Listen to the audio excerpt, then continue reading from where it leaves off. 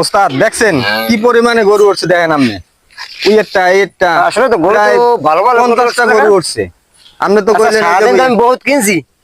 তুমি এই গরুটার আন্দাজ করে দেখো, ওই যে আমার পছন্দ হয়েছে, এটা দেখো কতটুকু গোস্ত হয়েছে, দেখি আমার জানাও, দরদাম আমি করবো না। তুমি যাইয়ে দেখো বুঝি পারি কতটুকু গোস্ত আমার জানাও। আচ্ছা দেখতেছি ওস্তাদ। ওস্তাদ তো কইছে গরু আন্দাজ করতে পারমু, আনলে তো চাকরি থাকবে না সেরা। ওস্তাদের লাগে ঘুরে ঘুরে তো সংসারটা কোনো কায়দায় চালাই। লোসকান হইবে নে যখন লসে এক মন। ওস্তাদ দেখা হয়ে গেছে।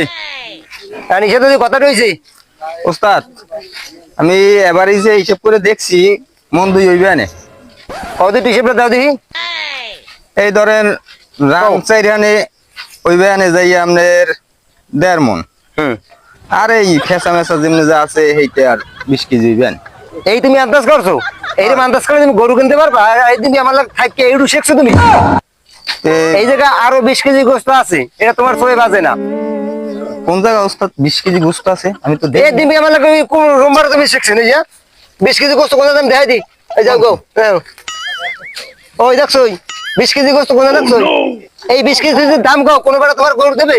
ওই ওই 20 কেজি রয়ে গেছে। ওস্তাদ এই কি আর বেশি 20 কেজি?